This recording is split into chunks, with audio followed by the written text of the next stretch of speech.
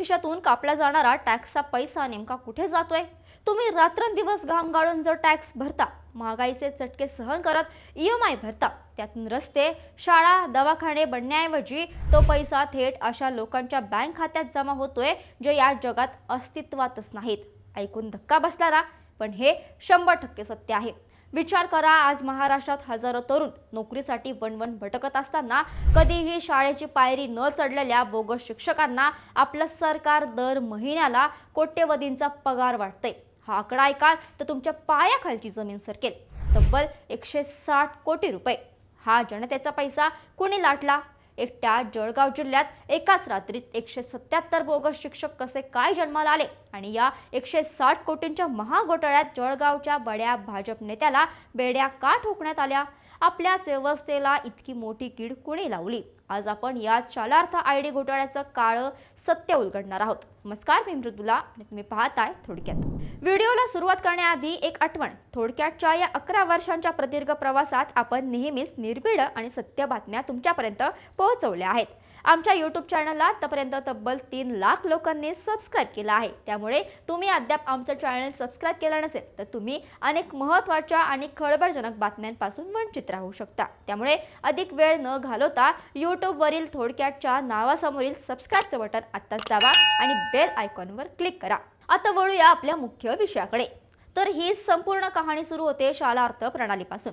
आता हे शालार्थ प्रकरण नेमकं काय आहे आणि याचा या घोटाळ्याशी काय संबंध आहे ते आधी सविस्तर जाणून घेणार आहोत.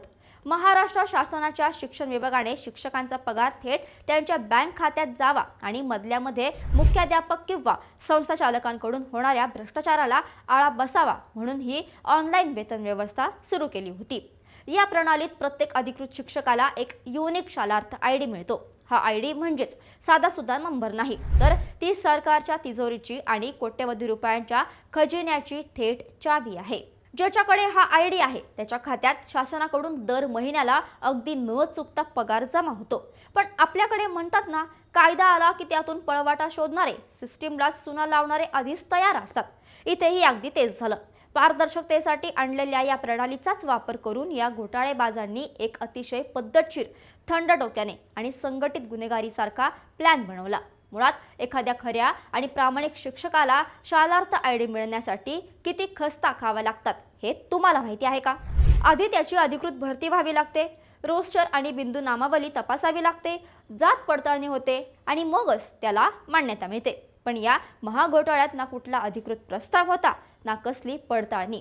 थेट वरच्या पातळीवर मंत्रालयातील बाबू आणि IT सेलच्या लोकांसोबत तगडी सेटिंग लावून बोगस मान्यता मिळवल्या गेल्या. मित्रांनो, हा सगळा घोटाळा उघडकीस कसा आला हे समजून घेणं खूप गरजेचं आहे. या सगळ्याची सुरुवात झाली ती जळगाव जिल्हा परिषदेचे तत्कालीन शिक्षणाधिकारी शशिकांत हिंगोणीकर यांच्या चौकशीपासून. या अधिकाऱ्यावर आरोप होता की त्याने आपल्या पदाचा गैरवापर करून तब्बल 259 शिक्षक आणि शिक्षकेतर कर्मचाऱ्यांना नियमबाह्य वैयक्तिक मान्यता दिली. जेव्हा पोलिसांनी या मंजुरीची सखोल तपासणी सुरू केली तेव्हा एक अत्यंत धक्कादायक सत्य समोर आलं. या 259 पैकी बहुतांश कर्मचारी हे जळगावमधील एकाच मोठ्या शिक्षण संस्थेचे होते आणि ती संस्था होती संजय गरुड याची. इथूनच या महाघोटाळ्याचे धागेदोरे उलगडायला सुरुवात झाली. आता हा मुख्य सूत्रधार संजय गरुड नेमका आहे तरी कोण? संजय गरुड हा जळगाव जिल्ह्यातील जामनेर तालुक्यात शेंदुर्णी एज्युकेशन सोसायटी नावाने एक खूप मोठी शिक्षण संस्था चालवतो. या संस्थेचा पसारा खूप मोठा आहे. जामनेर, पाचोरा, भडगाव आणि चोपडा या 4 तालुक्यांमध्ये त्याच्याकडून तब्बल 15 माध्यमिक शाळा चालवल्या जातात. याशिवाय शेंदुर्णीमध्ये 2 कनिष्ठ महाविद्यालय, 1 वरिष्ठ महाविद्यालय आणि वागोदा येथे एक कनिष्ठ महाविद्यालय सुद्धा तो चालवतो. शिक्षण क्षेत्रासोबतच राजकारणातही गरुड याचं मोठं प्रस्थ आहे. सुरुवातीला तो काँग्रेसमध्ये होता आणि त्याने जळगाव जिल्हाध्यक्ष म्हणूनही काम केलं होतं. त्यानंतर तो राष्ट्रवादी काँग्रेसमध्ये गेला आणि तिथे त्याने भाजपचे बडे नेते आणि मंत्री गिरीश महाजन यांच्या विरोधात तब्बल 3 वेळा विधानसभा निवडणूकही लढवली. पण नंतर वारे फिरले आणि 20 जानेवारी 2024 रोजी थेट मुख्यमंत्री देवेंद्र फडणवीस यांच्या उपस्थितीत मुंबईमध्ये त्याने भाजपमध्ये प्रवेश केला. सर्वात धक्कादायक आणि संतापजनक बाब म्हणजे या संजय गरुडच्या संस्थेच्या अंतर्गत येणाऱ्या शाळांमध्ये एकाच दिवशी तब्बल 177 शिक्षक आणि कर्मचाऱ्यांचे शालार्थ ID जनरेट झाले. या लोकांसाठी जळगाव शिक्षणाधिकारी कार्यालयातून एकही अधिकृत प्रस्ताव शासनाकडे गेलेला नव्हता. रातोरात जे ID तयार झाले आणि जे शिक्षक शाळेत कधी गेले नाहीत त्यांच्या नावे शासनाच्या तिजोरीतून कोट्यवधी रुपये लाटले गेले। जेव्हा या प्रकरणाची व्याप्ती वाढली तेव्हा नाशिक पोलिसांनी विशेष तपास पथक म्हणजेच SIT स्थापन केली। शशिकांत हिंगोणीकर या शिक्षणाधिकाऱ्याला आधीच अटक झाली होती आणि आता संजय गरुड हा या प्रकरणातील 6वा आरोपी ठरला। आपल्यावर गुन्हा दाखल होताच गरुड फरार झाला। त्याने आपला मोबाईल बंद केला आणि तो सतत जागा बदलू लागला। पण SITचे सहाय्यक पोलीस आयुक्त संदीप मिटके आणि वरिष्ठ पोलीस निरीक्षक रामदास शेळके यांच्या पथकाने सलग 2 दिवस कसून शोध मोहीम राबवली। मोबाईल लोकेशन आणि तांत्रिक माहितीच्या आधारे अखेर सोलापूर जिल्ह्यातल्या माळशिरस तालुक्यातील नातेपुते या गावात एका निर्जन फार्म हाऊसवर तो लपून बसल्याची खात्री झाली। पहाटेच्या सुमारास SITच्या पथकाने अतिशय गोपनीय पद्धतीने छापा टाकला आणि संजय गरुडला बेड्या ठोकल्या। आता या सगळ्या प्रकरणाकडे थोडं बारकाईने बघितलं तर लक्षात येतं की हा केवळ 160 कोटी रुपयांचा आणि एका संस्थेपुरता मर्यादित घोटाळा नाही।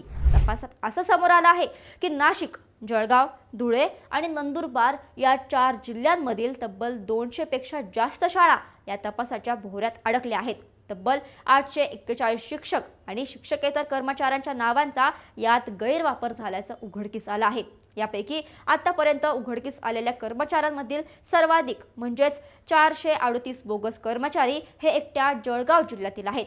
विचार करा, शिक्षण विभागातील 15 पेक्षा जास्त बडे अधिकारी आज SITच्या चौकशीच्या रडारवर आहेत। यावरून हे स्पष्ट होतं की यात केवळ एक संस्था चालक नाही तर एक फार मोठं रॅकेट कार्यरत आहे। हे तेच पांढरेपेशी गुन्हेगार आहेत ज्यांनी शिक्षणासारख्या अत्यंत पवित्र क्षेत्राला भ्रष्टाचाराचा बाजार आणि पैसे छापण्याचा कारखाना बनवला आहे। संजय गरुड हा भाजपचा बडा पदाधिकारी असल्याने आता याचे राजकीय पडसादही मोठ्या प्रमाणावर उमटत आहेत।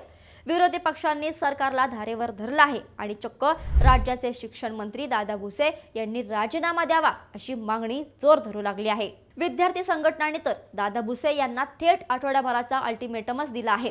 एकीकडे हजारो तरुण TET पास होऊन नोकरीसाठी रस्त्यावर लाठ्या खात आहेत आणि दुसरीकडे सरकार अशा बोगस भरतीवर करदात्यांचे कोट्यवधी रुपये उधळत आहेत। पोलिसांसमोर आता सगळ्यात मोठं आव्हान आहे ते या 160 कोटींच्या पैशांचा माग काढण्याचा। हे पैसे नेमके कुठे गेले, कुणाच्या बँक खात्यात जमा झाले आणि तिथून कोणी काढले? हे पैसे इलेक्शन फंडिंगसाठी वापरले गेले की रिअल इस्टेटमध्ये? आणि सर्वात महत्त्वाचं म्हणजे राज्यातील आणखी किती शिक्षण संस्थांनी अशा प्रकारे राजरोसपणे सरकारी तिजोरी लुटली आहे? या सर्व प्रश्नांची उत्तरं मिळणं अत्यंत गरजेचं आहे। जोपर्यंत या संपूर्ण वेतन व्यवस्थेत बायोमेट्रिक पडताळणी, आधार लिंक आणि कडक थर्ड पार्टी ऑडिट सक्तीचे होत नाही तोपर्यंत असे घोटाळे थांबवणे केवळ अशक्य आहे। हा भ्रष्टाचार मुळापासून संपवण्यासाठी आणि आपल्या घामाचा पैसा वाचवण्यासाठी आता आपण सर्वांनी जागरूक राहणं गरजेचं आहे। तुम्हाला या संपूर्ण प्रकरणावर काय वाटतं?